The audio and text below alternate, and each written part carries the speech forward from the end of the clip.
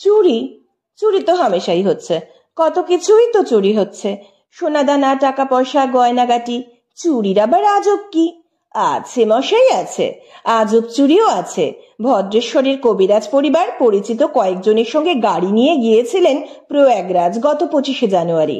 মহাকুম্ভে পুণ্যস্নান সেরে 1 ফেব্রুয়ারি বাড়ি ফিরে দেখেন তালা ভেঙে চুরি হয়ে গেছে। নগদ টাকা, কিছু গয়না, 2টো রিস্ট ওয়াচ, নিকন ক্যামেরা, এসব তো গেছেই।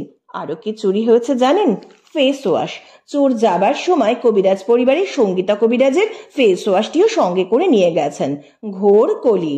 মহাকুম্ভে পুণ্য স্নান করতে গেছেন, সেই সুযোগে চুরি, তাও আবার ফেস ওয়াশটাও চোরে নিয়ে গেল।